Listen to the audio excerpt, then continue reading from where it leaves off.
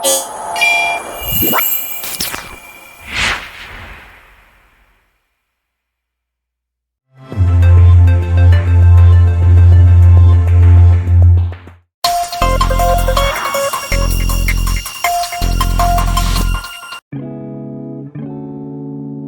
pada pertemuan Python for Data Science, hal yang pertama kita lakukan adalah mencari data.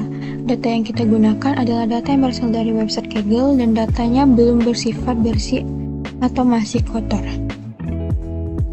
Data yang kita gunakan adalah data yang dapat divisualisasikan menggunakan bar chart, line chart, scatter plot, dan linear regression. Selanjutnya, mari kita ke website Kaggle untuk mencari data.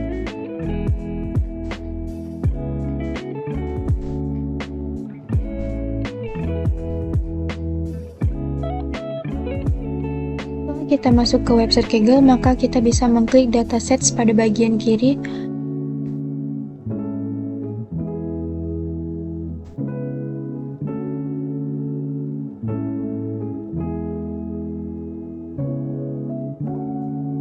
Di sini kita bisa melihat semua data yang ada di website Kaggle. Kita dapat memilih sesuai dengan ketentuan penggunaan pengolahan kita. Kita bisa mengklik data tersebut,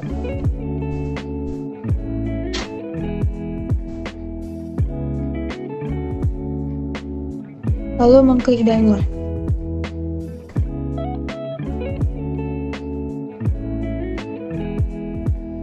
Dikarenakan kita sudah mencari data sebelumnya, maka di sini kita akan menggunakan data sebelumnya, yaitu data online retail 2. Dan kita juga sudah mendownload data tersebut. Setelah mendownload data tersebut, maka kita bisa beralih menggunakan software Anaconda atau Jupyter Notebook.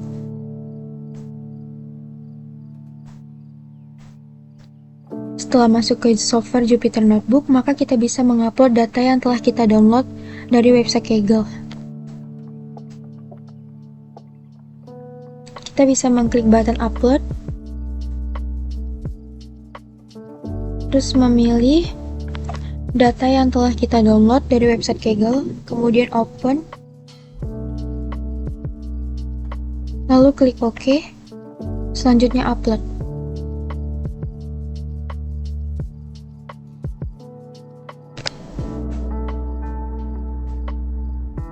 Selanjutnya kita memastikan bahwa data yang kita upload sudah terupload di Jupyter Notebook. Selanjutnya, kita bisa mengklik button New, lalu klik Python 3 untuk memulai notebook baru.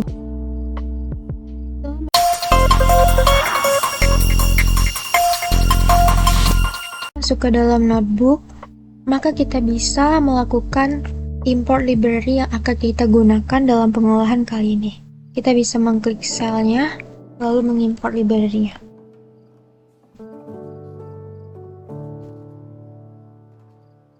Kita bisa menjalankan kode dengan mengklik toolbar Run atau dengan menekan Shift plus Enter pada keyboard.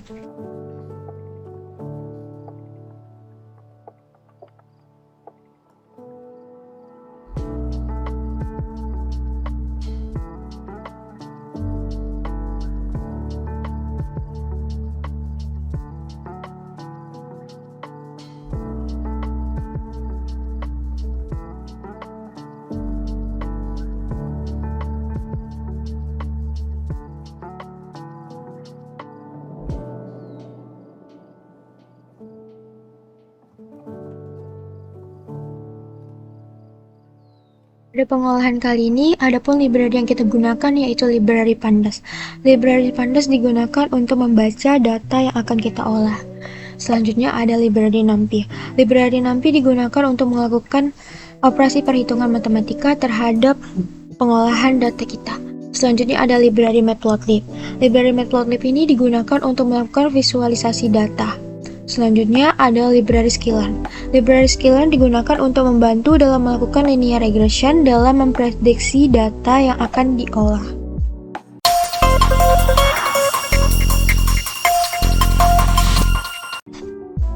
Oke, langkah selanjutnya kita mengimport data yang akan kita gunakan.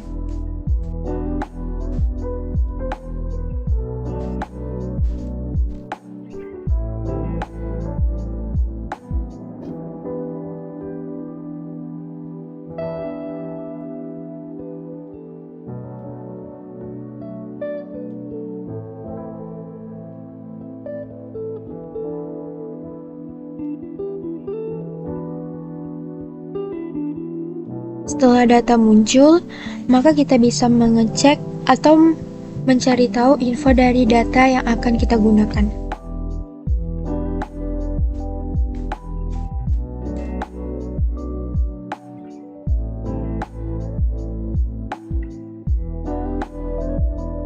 Jadi di sini dapat terlihat jelas info dari data yang kita gunakan sebanyak 1.067.371 dengan 8 kolom. Di mana data ini akan kita cek apakah sudah bersih atau belum.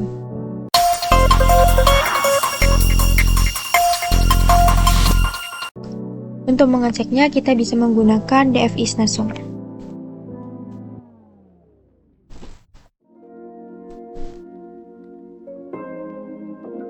Nah, pada data kita ini, data awal dengan jumlah lebih dari 1 juta, terdapat description 4.382 dan customer ID sebanyak 243.007 bahwa data ini bersifat kosong dan belum bersih. Maka dari itu, untuk data kita dapat digunakan sepenuhnya, maka kita harus mengatasi data yang kosong dengan menggunakan DF drop, yaitu menghilangkan data yang kosong.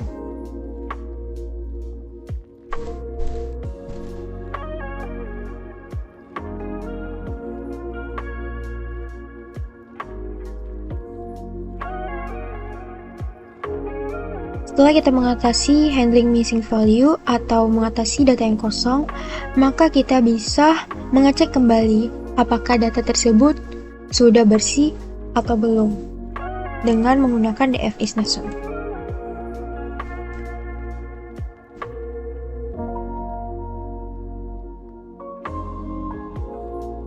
Nah, ternyata data kita sudah bersih dan tidak ada lagi data yang kosong, maka kita bisa melanjutkan pengolahan.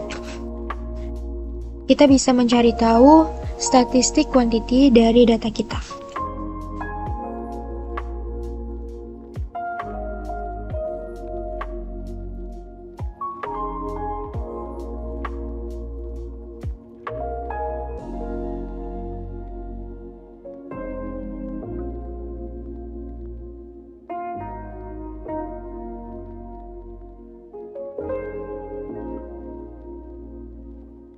Deskripsi quantity dari data kita terlihat bahwa terdapat minus sebanyak 80.995, di mana jumlah produk jualan tidak memungkinkan untuk bernilai negatif.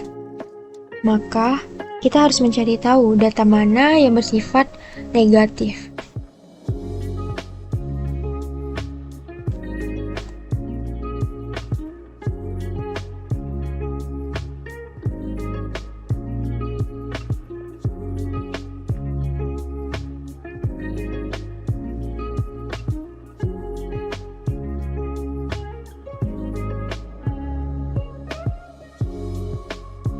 Nah, jadi data kita yang bersifat negatif terdapat pada description paper banting weightless dengan quantity minus 12, cream fell ester dengan quantity minus 6, dan dapat dilihat lebih lanjut pada data kita ini. Dikarenakan data yang kita olah harus bersifat stabil atau konsisten, maka kita bisa melog data yang bersifat positif saja. Jadi kita yang negatif kita buangkan atau hilangkan.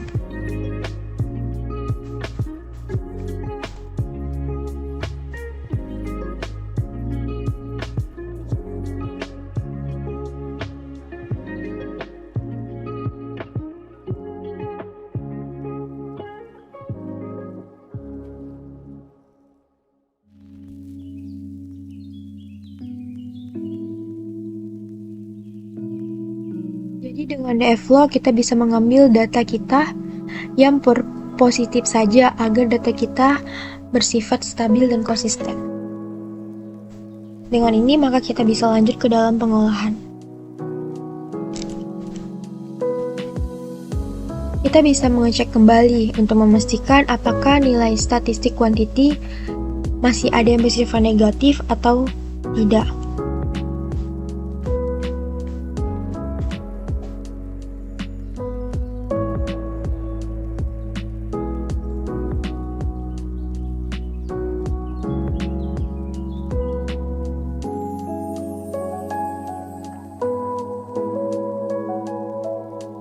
Dikarenakan kita dari awal menggunakan tanda petik 1, maka lebih baik kita menggunakan tanda petik 1 seterusnya.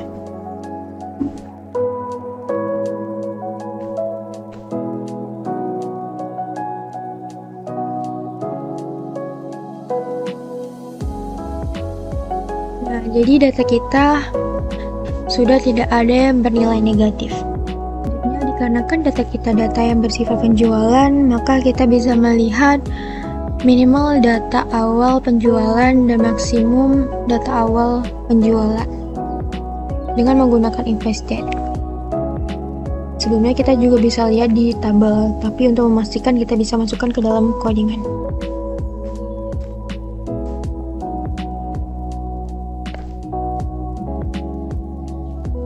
Kita menggunakan Devlog.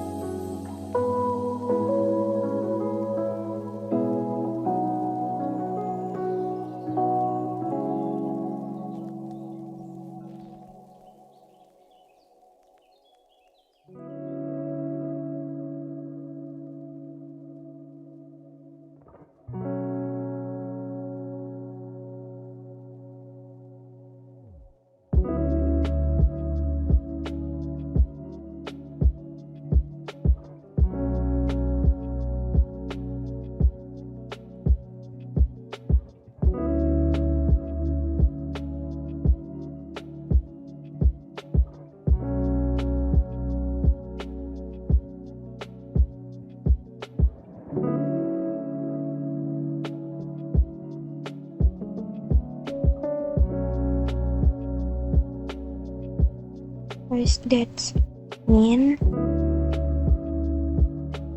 lalu kita bikin invoice date max-nya, di copy aja biar lebih mudah dalam pengertian.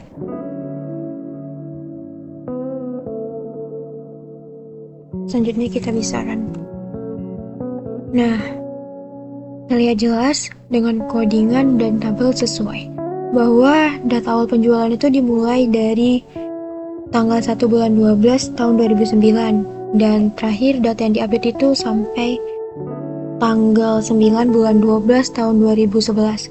Dikarenakan kita memerlukan data yang stabil dan konsisten, maka sebaiknya kita mengeluarkan atau mengambil data hanya sebulan full. Jadi dikarenakan pada tahun 2011 bulan 12 hanya 9 hari, maka kita mengambil sampai 2011 bulan 11 tanggal 30. Untuk itu kita menggunakan codingan log untuk mengambil data tersebut.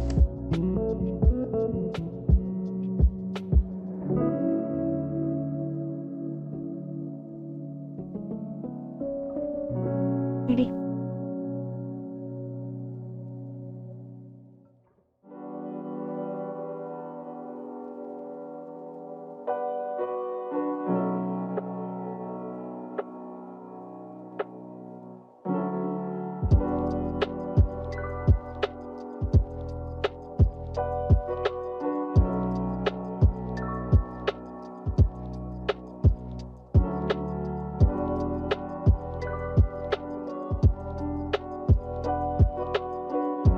Nah, jadi data yang kita gunakan sepenuhnya adalah data yang dimulai tahun 2009 bulan 12 tanggal 1 dan diakhiri pada tahun 2011 bulan 11 tanggal 30.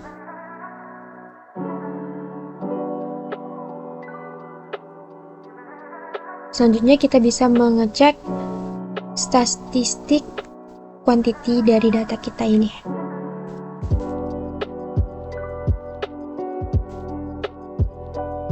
Kita bisa mengecek kembali apakah ada bernilai negatif atau tidak. Tentunya sih sebelumnya sudah telah dilakukan filterisasi dan dicek kembali bahwasanya seharusnya tidak ada data yang bernilai negatif. Namun alangkah baiknya kita bisa memastikan kembali. Nah, ternyata benar tidak ada data yang kosong lagi. Dan data sejumlah 788.000 inilah yang akan kita lakukan pengolahan berikutnya atau lebih lanjut mengenai visualisasi data. Kita bisa mencari info data yang akan kita gunakan.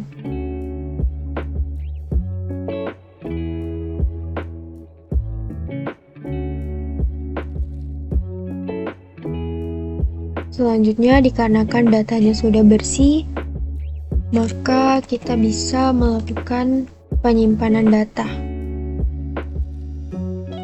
Menyimpan data ke dalam CSV kembali.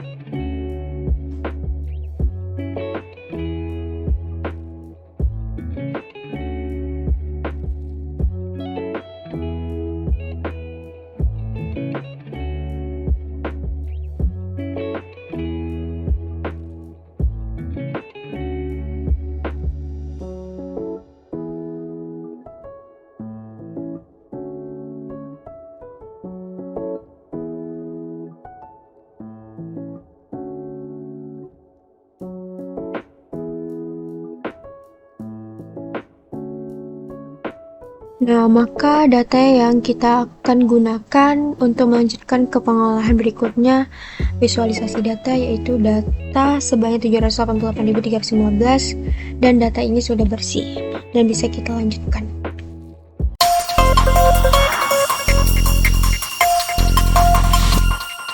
Oke, selanjutnya kita akan lanjut ke pengolahan berikutnya.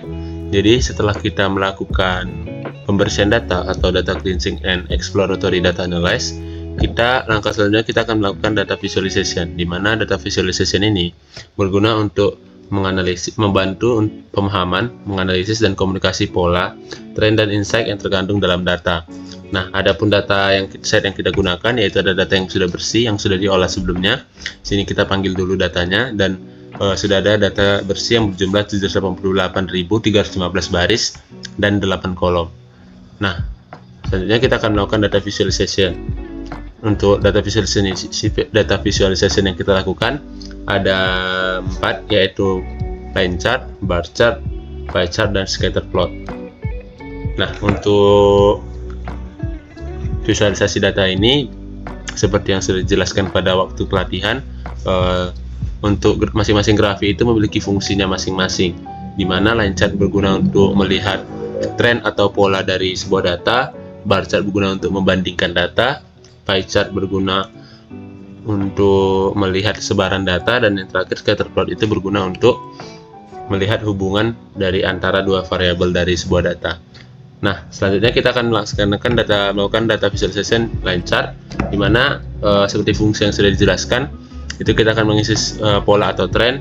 Jadi kita akan menggunakan kolom invoice date dan quantity dari dataset ini. Adapun langkah-langkah yang kita harus lakukan, yang pertama yaitu kita harus mengubah terlebih dahulu format data invoice date menjadi tipe data datetime dengan cara sebagai berikut.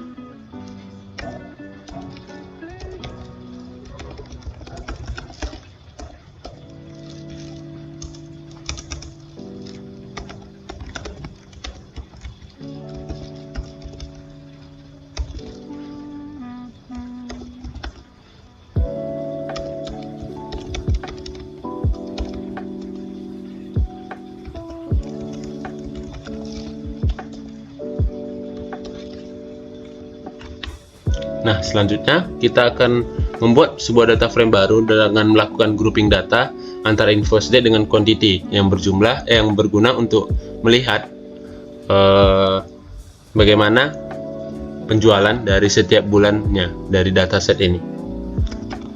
Kita membuat dataset baru yang bernama df1, dan selanjutnya kita akan melakukan group by, grouping data.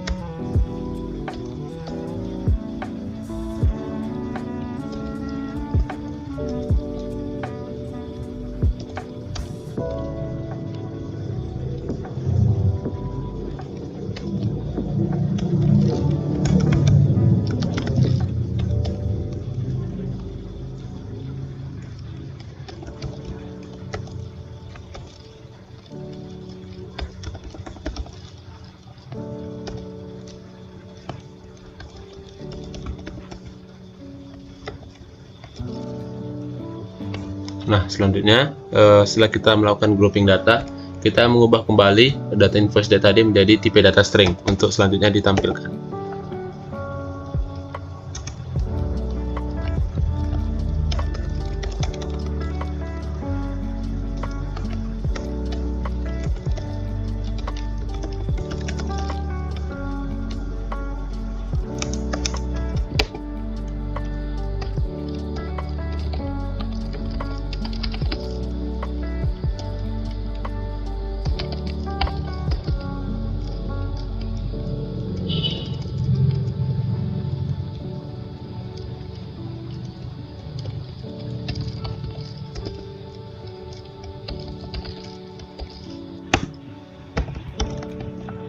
Nah, di sini kita bisa lihat datanya sudah berhasil di grouping antara invoice date dan quantity. Nah, di sini bisa kita lihat data informasi yang bisa kita ambil, di mana untuk bulan 12 tahun 2009 itu penjualannya berjumlah 400.201, bulan 10 tahun 2010 itu sebesar 370.967 buah, dan seterusnya sampai bulan 11 tahun 2011.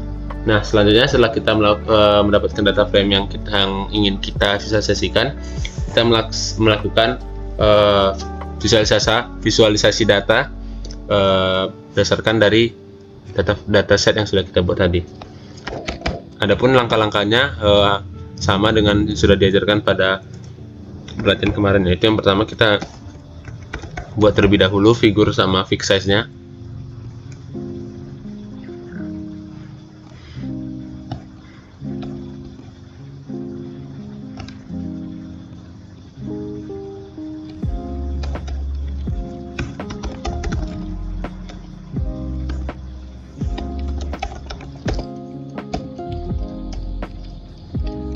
Sini saya buat untuk kotaknya itu 30 kali 10.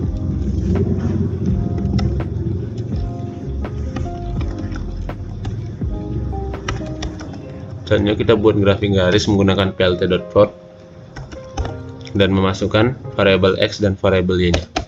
Sini variabel x-nya yaitu invoice date, dan variabel y-nya itu yaitu jumlah atau quantity.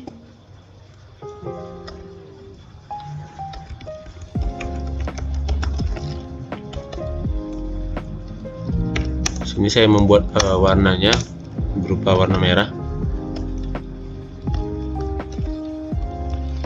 Lanjut kita akan membuat title atau judul dari grafik tersebut. Sini saya buat untuk judulnya total penjualan per bulan.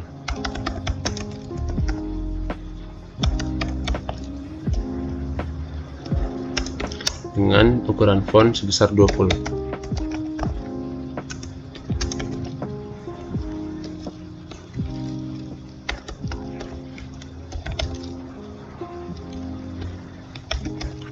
Selanjutnya kita membuat label X dari grafik tersebut dimana sesuai dengan variabel yang kita masukkan tadi, invoice date itu yaitu bulan untuk variabel X nya,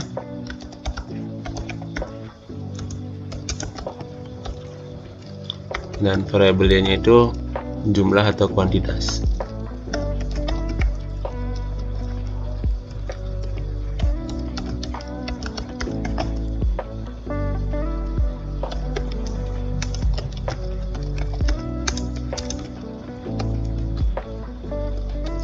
Selanjutnya kita panggil grafiknya menggunakan plt.show. Nah, di sini bisa kita lihat sudah tampil untuk grafik garisnya. Selanjutnya kita akan melakukan analisis dari grafik tersebut.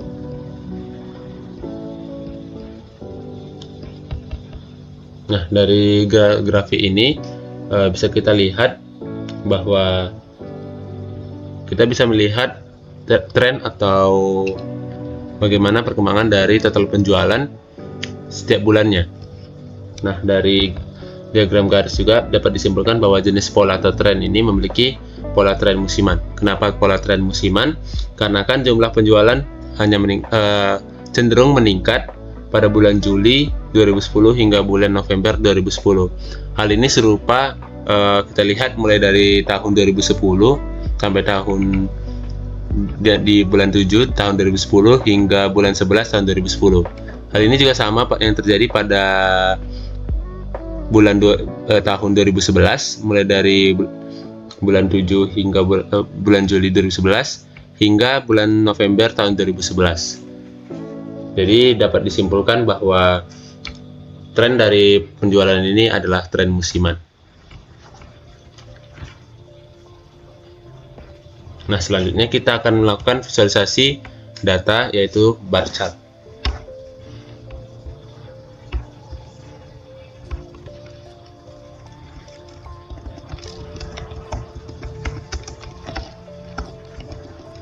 Nah, seperti yang saya jelaskan sebelumnya, bar chart ini kita lakukan untuk membandingkan data, untuk melihat perkembangan atau penjualan yang terbanyak, produk yang paling banyak terjual dari dataset yang sudah kita punya.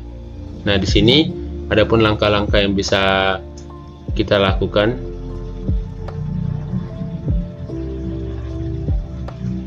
Yang pertama, kita membuat sebuah data frame baru, di mana kita akan melakukan grouping data untuk melihat description dan quantity, di mana fungsinya kita akan melihat produk yang paling laku terjual. Jadi kita melakukan grouping data berdasarkan description dan quantity. Sini saya berikan namanya dev2.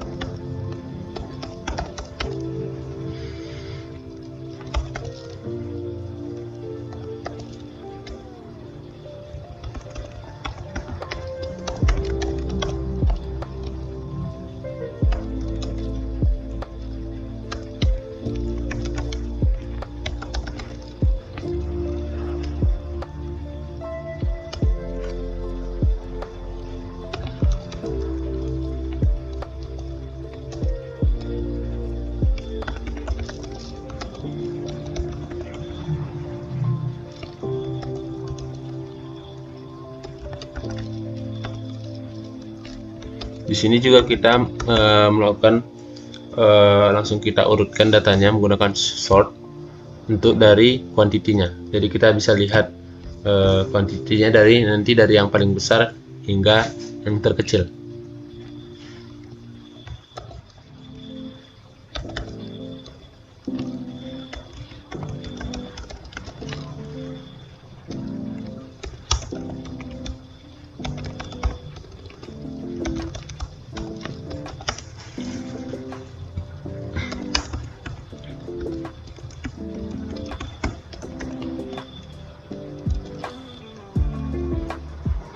Nah, selanjutnya kita akan melihat 10 data teratas dari penjualan yang terbanyak.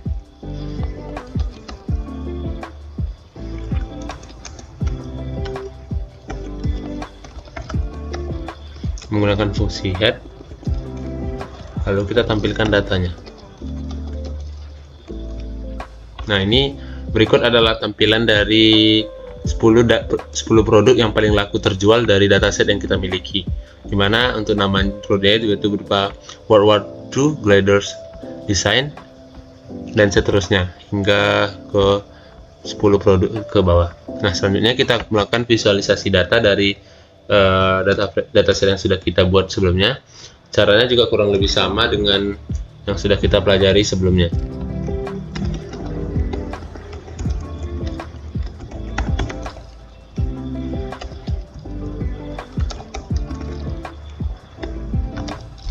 Sini biar untuk menghemat waktu juga, saya copy paste saja dari data dari atas, lalu kita akan ubah sedikit demi sedikit. Sini plt.plot kita ubah menjadi plt.bar karena kita akan membuat grafik garis. Nah, untuk datanya kita ubah menggunakan data yang tadi, data top 10. Terus variable x nya kita ubah menjadi description.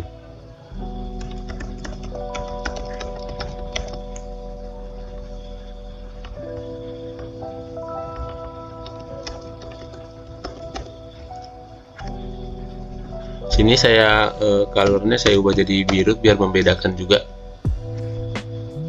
dan judulnya kita ubah menjadi top 10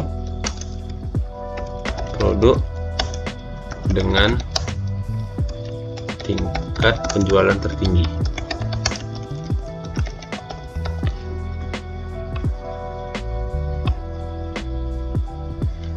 Sini kita menambahkan rotationnya.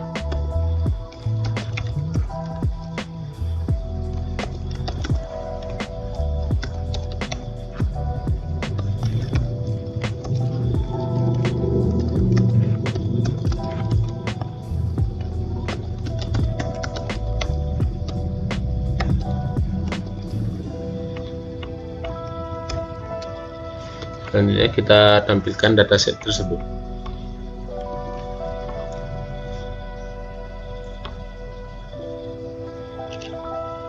Nah, perlu diketahui juga kita perlu berhati-hati dalam melakukan codingan karena akan berpengaruh. Sini saya coba tambahi mana.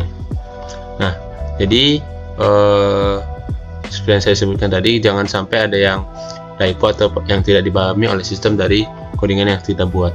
Nah, berikut adalah grafik yang akan ditampilkan dari bar chart top 10 produk dengan tingkat penjualan tertinggi. Nah, selanjutnya kita akan melakukan analisis dari grafik tersebut. Dari dalam pembuatan bar chart, kolom dataset yang kita gunakan yaitu kolom description dan quantity untuk melihat 10 produk yang paling banyak terjual dalam periode keseluruhan. Jadi kita bisa bandingkan mana produk paling laku terjual, hingga nanti perusahaan bisa mengambil keputusan terkait penjualan-penjualan berikutnya. Ini bisa memudahkan kita dalam membaca dataset tadi sehingga bisa ditampilkan dengan lebih mudah. Oke, selanjutnya kita akan melakukan visualisasi data yaitu pie chart.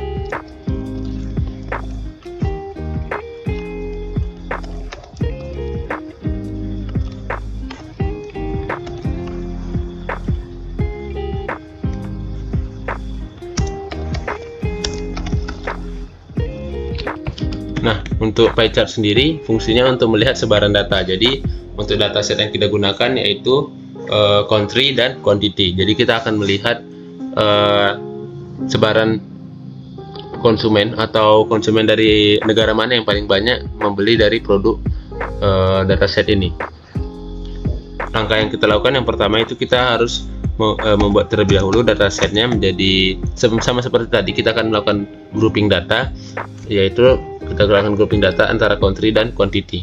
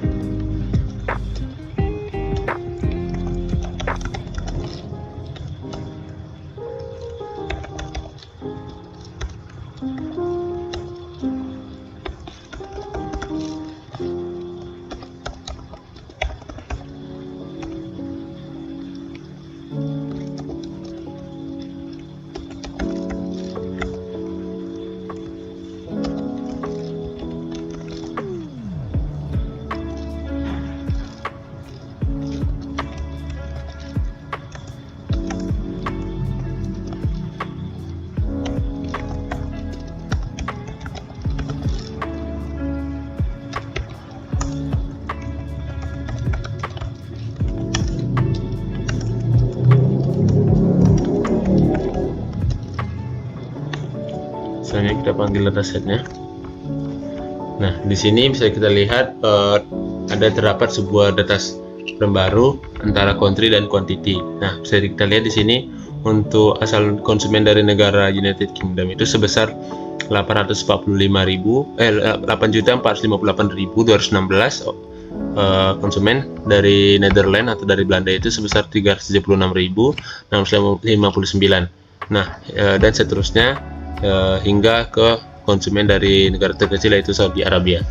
Selanjutnya kita akan melakukan visualisasi data menggunakan pie chart untuk memudahkan kita dalam melihat sebaran data tersebut.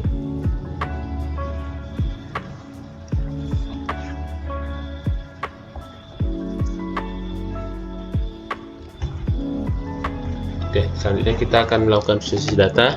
Caranya hampir mirip juga dengan sebelumnya. Kita akan membuat kotaknya terlebih dahulu, yaitu plt versi params.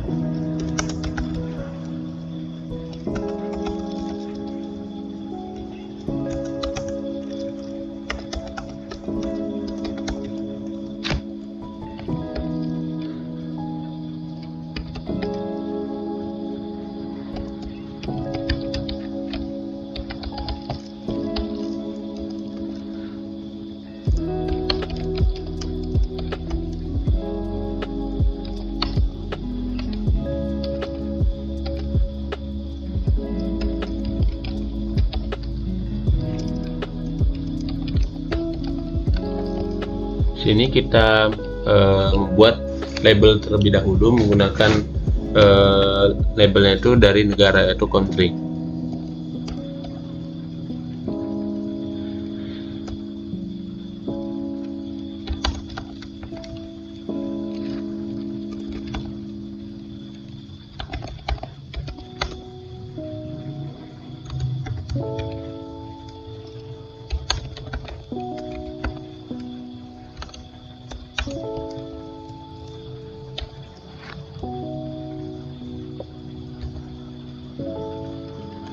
Di sini kita menggunakan rumus auto PCT untuk menampilkan persentase dari grafik di pie chartnya nanti.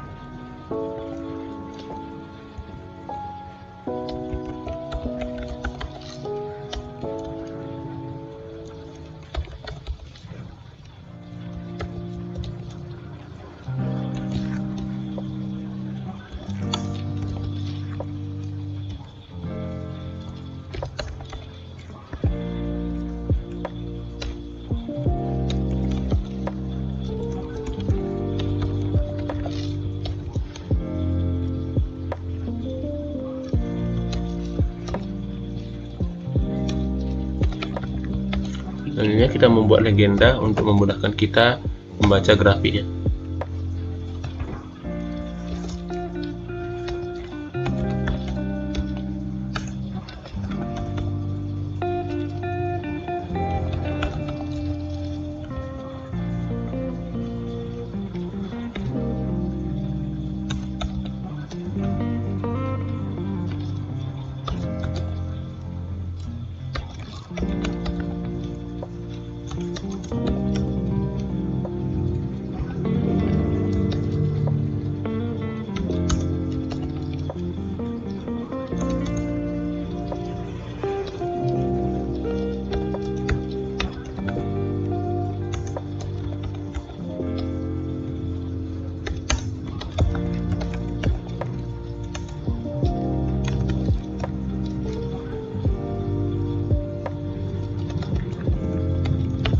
Selanjutnya kita tampilkan grafiknya.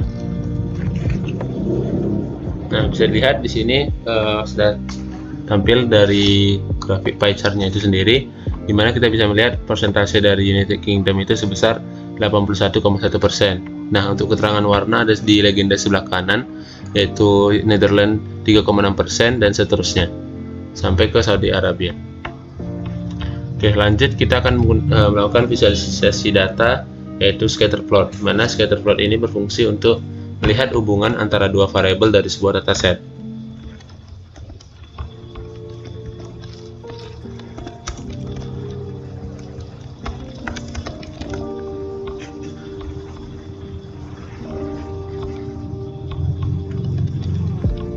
Nah, kurang lebih sama caranya. Kita pertama harus melakukan grouping data dari dataset yang sudah kita buat. Di sini saya akan membuat dataset baru, yaitu D4, di mana kita di sini akan melihat hubungan antara harga dengan jumlah. Jadi kita ingin melihat apakah ada pengaruh dengan harga barang dengan jumlah yang akan dibeli oleh konsumen. Di sini saya buat dataset baru, yaitu D4. Lakukan grouping dan group by.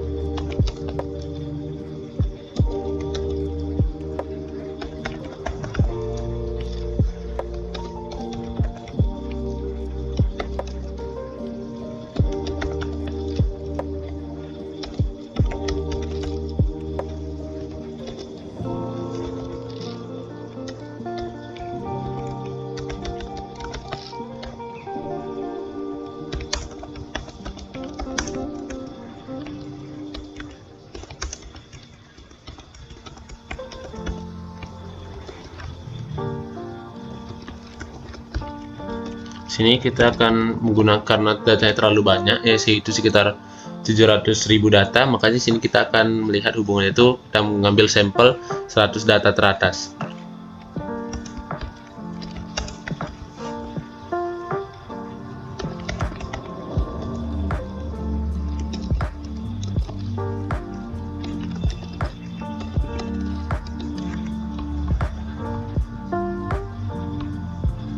Oke, kembali saya ingatkan, hati-hati dalam penulisan di Jupyter ini karena akan error jika dia tidak sesuai.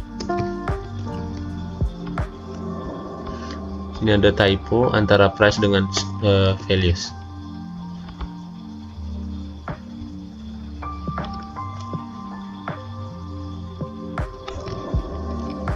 Oke, di sini sudah berhasil ditampilkan data frame baru, yaitu antara price dan quantity. Selanjutnya kita akan melakukan visualisasi data, yaitu scatter plot. Nah, karena kurang lebih codingan sama, makanya sini saya akan mengkopiah saja codingan dari yang grafik garis, lalu kita akan edit sedikit untuk menghemat waktu.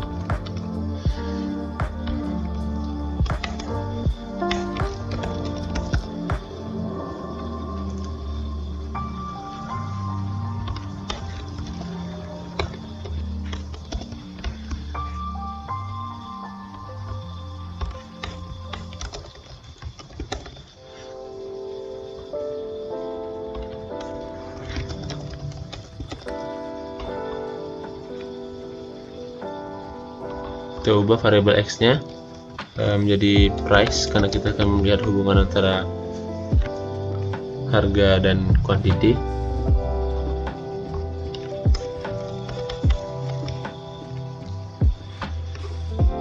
Sini kita ubah judulnya jadi harga versus jumlah produk terjual.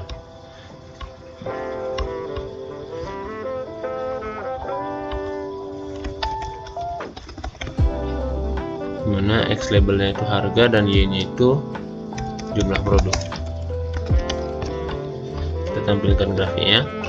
Nah, di sini sudah tampil dari grafiknya, mana bisa kita lihat bahwa dari grafik tersebut bisa menunjukkan antara hubungan antara harga dengan jumlah produk, dimana berdasarkan hasil diagram pencarian terbentuk dapat disimpulkan bahwa hubungan antara dua variabel tersebut adalah hubungan negatif. Artinya ketika harga produk naik, maka jumlah produk yang dijual akan cenderung menurun. Dan sebaliknya ketika harga produk turun, jumlah produk yang dijual akan bertambah atau semakin tinggi. Nah, itu kira-kira yang bisa kita lakukan untuk data visualisasi. Selanjutnya kita akan melakukan linear regresi.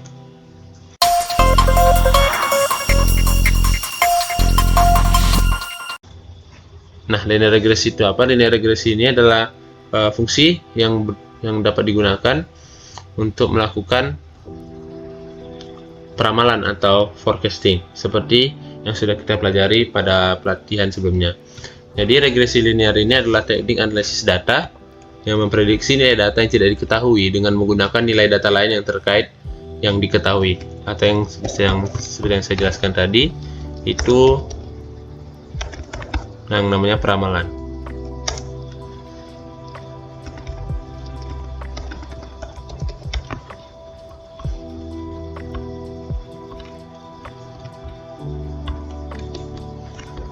Nah, regresi linear ini bertujuan untuk menunjukkan prediksi dari variabel X berdasarkan nilai Y. Nah, pada dataset ini terlebih dahulu kita tentukan yang mana menjadi variabel X dan variabel Y. Hal ini berkaitan juga dengan scatter plot yang sudah kita tampilkan tadi. Nah, dimana untuk data ini kita variabel Y-nya itu berupa jumlah produk dan variabel X-nya itu berupa harga. Jadi kita melakukan peramalan terhadap jumlah produk yang terjual berdasarkan harga. Nah, seperti yang sudah kita pelajari sebelumnya juga, kita menggunakan model regresi linear. Nah, kurang lebih sama dengan yang sudah kita pelajari waktu pelatihan kemarin. Terlebih dahulu kita masukkan untuk model linear regresinya.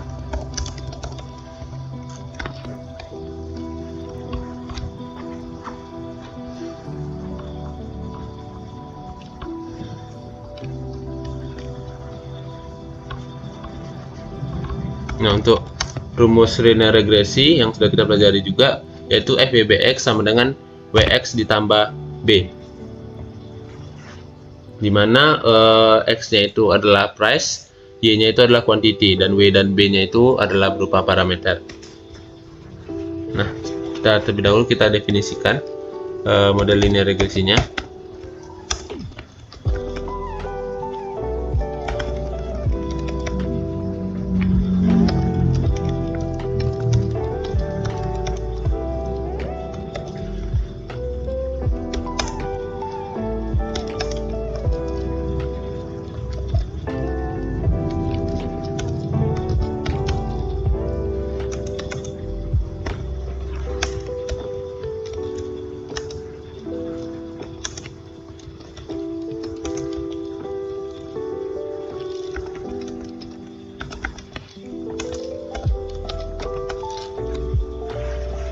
Nah, selanjutnya kita akan melakukan yang namanya cost function.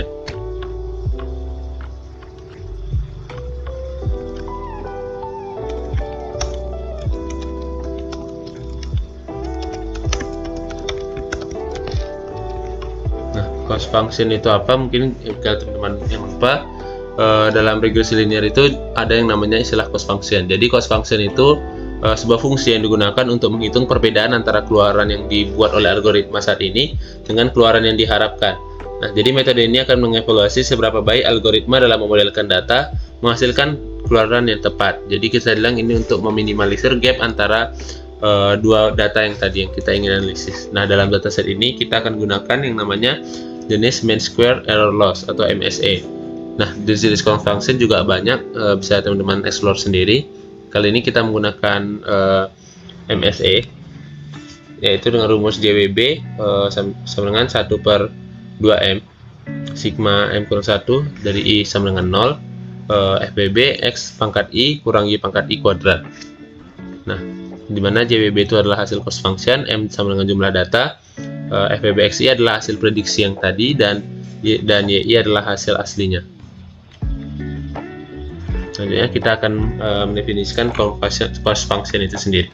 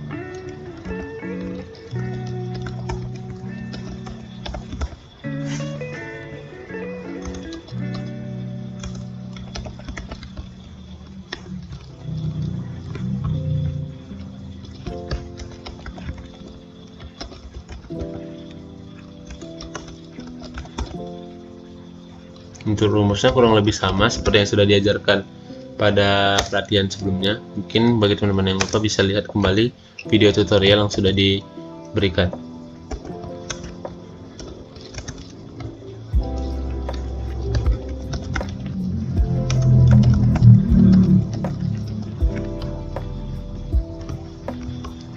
Nah, selanjutnya setelah kita memodelkan datanya, yaitu menggunakan regresi linear dan menggunakan cost function, kita terlebih dahulu kita panggil kembali data yang ingin kita lakukan linear regresi.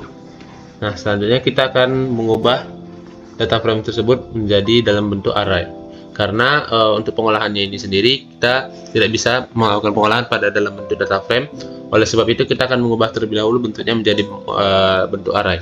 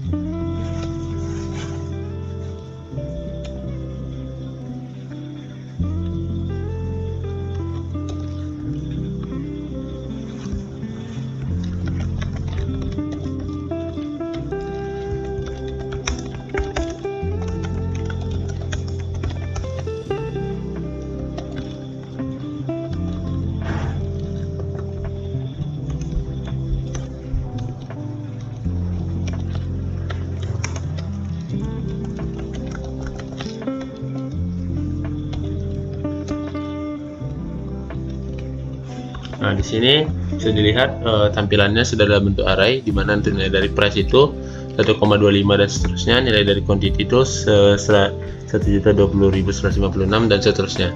Nah, nampak perbedaan bentuknya yang sebenarnya dari data frame jadi dalam bentuk array.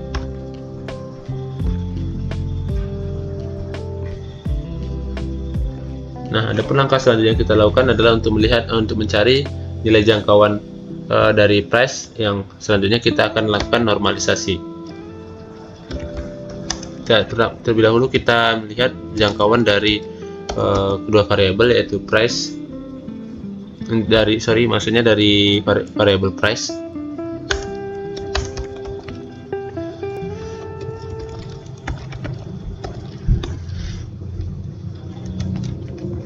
Sini untuk melihat jangkauan itu nilai maksimum dikurang minimum.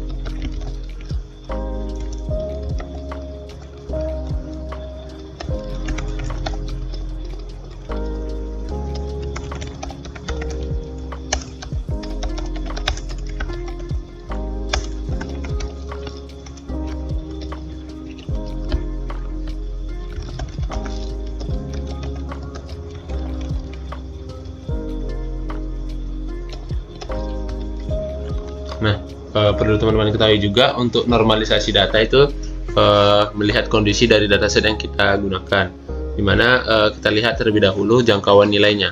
Kalau misalnya jangkauannya terlalu jauh, maka kita akan perlu melakukan normalisasi data. Tapi kalau misalnya jaraknya cenderung rendah, itu kita tidak perlu melakukan normalisasi data karena datasetnya sudah jangkauannya sudah rendah. Nah, tapi untuk video tutorial ini saya akan langsung mencontohkan saja kita dalam melakukan normalisasi, walaupun jangkauannya bisa dibilang tidak terlalu besar.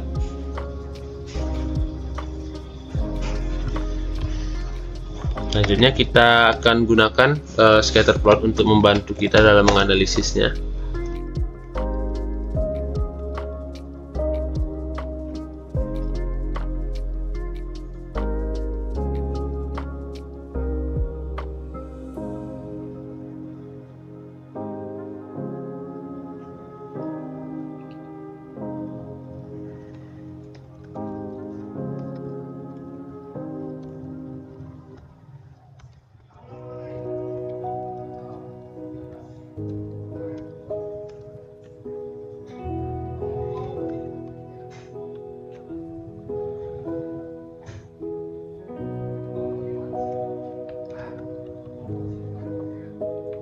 Selanjutnya kita akan menggunakan scatter plot untuk mempermudah kita dalam melihat jangkauan yang sudah kita hitung sebelumnya.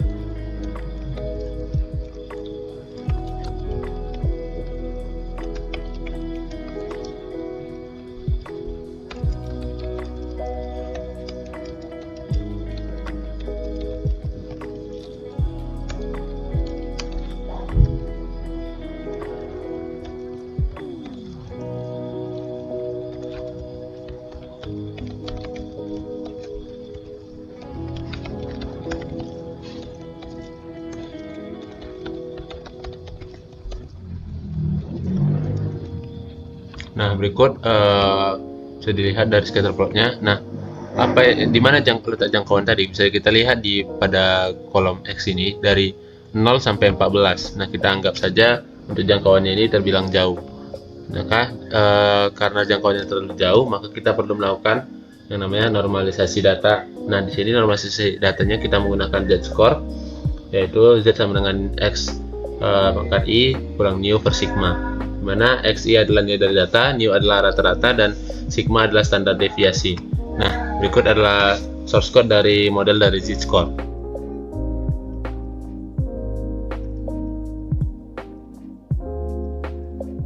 Nah, selanjutnya kita lakukan normalisasi data dengan z-score.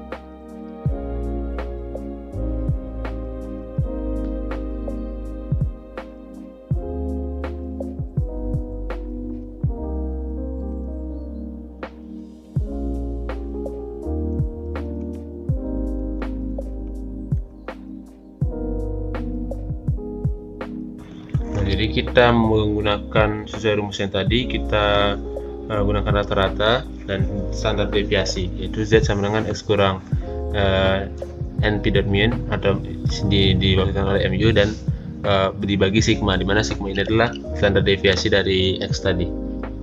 Nah, selanjutnya kita lihat hasil dari normalisasi datanya.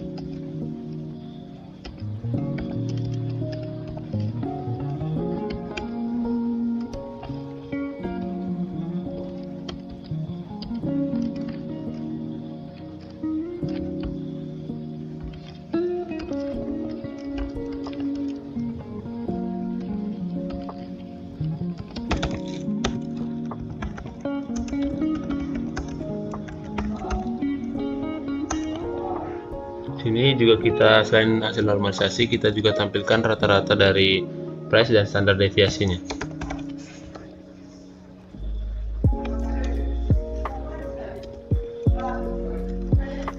Nah, di sini kita akan tampilkan juga standar deviasi dari price.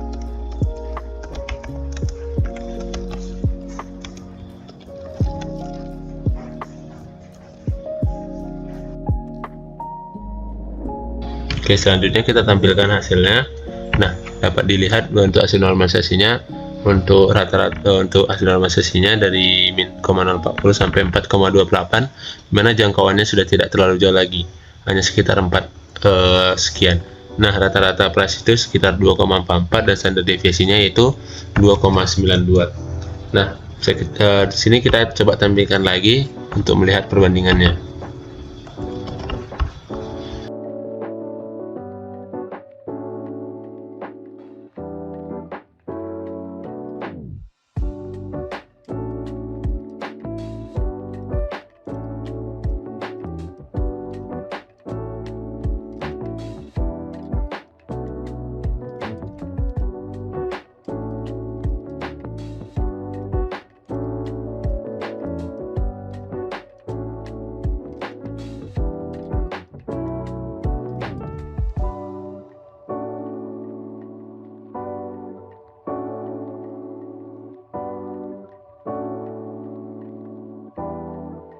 Nah, bisa dilihat di perbedaannya di variabel C ini untuk rentangnya itu hanya dari min 1 sampai 4. Tidak seperti sebelumnya yang yaitu dari 0 sampai 14 yang terlalu jauh.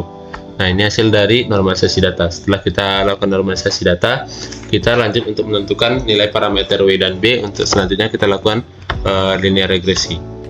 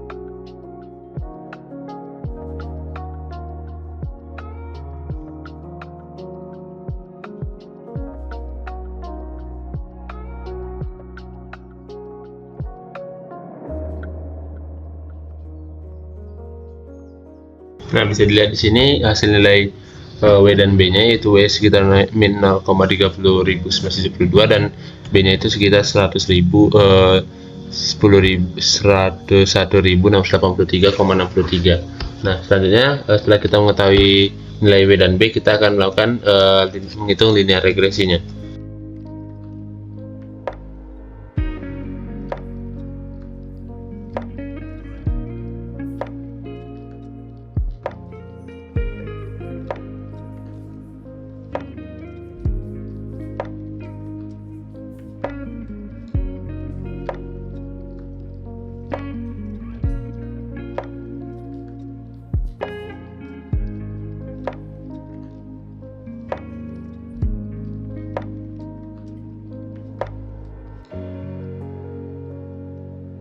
Nah, ini berikut adalah hasil dari linear regresi yang sudah kita lakukan. Bisa dilihat di layar di dalam bentuk array. Dan selanjutnya kita tampilkan juga hasil dari cost function-nya.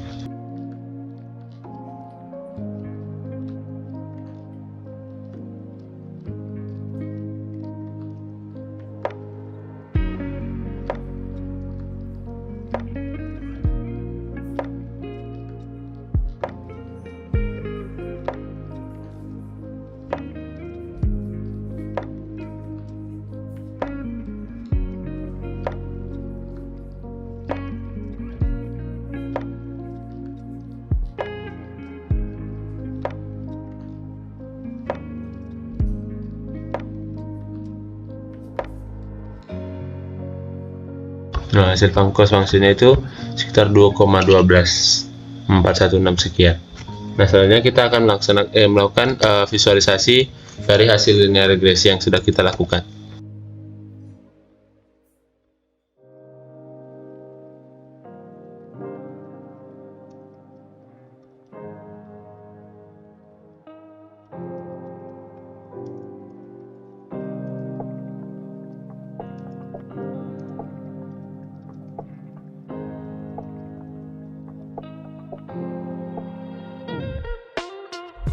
Nah, untuk hasilnya itu kurang lebih sama, jadi sini saya copy aja untuk codingannya, lalu saya diedit sedikit.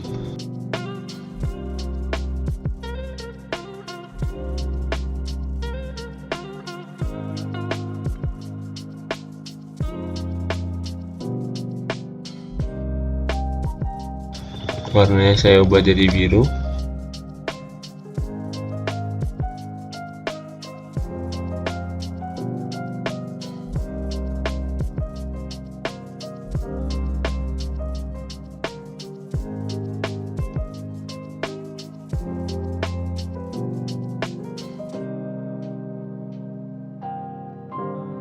Sini saya masukkan di sini kita masukkan grafik garis dari linear regresi yang sudah kita lakukan.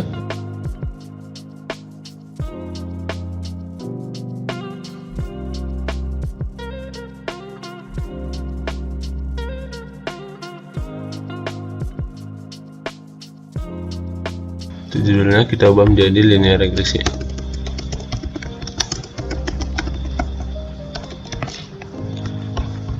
Nah, bisa dilihat di sini hasil linear regresinya menunjukkan bahwa data tersebut berhubungan negatif, atau semakin meningkatnya harga maka jumlah kuantitinya akan semakin menurun. Hal ini juga hasil linear regresi ini berupa garis yang bisa dilihat diagonal menurun ke bawah. Jadi bisa dibilang untuk data prediksi selanjutnya itu akan cenderung menurun apabila harga cenderung naik. Selanjutnya kita coba tampilkan hasil dari data prediksinya.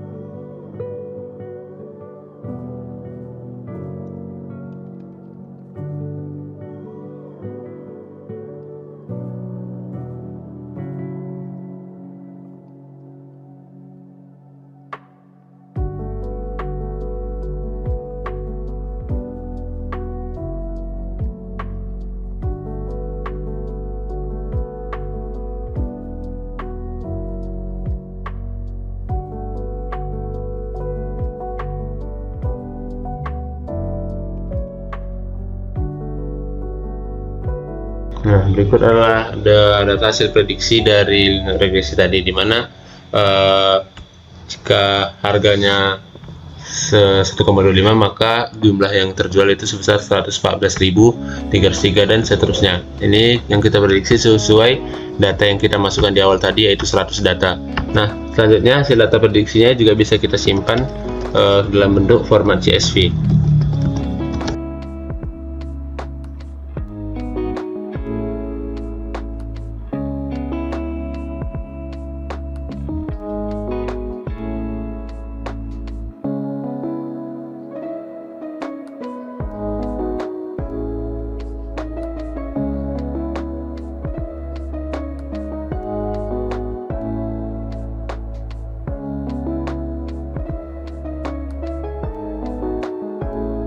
Di sini saya buat nama filenya itu prediction online retail result.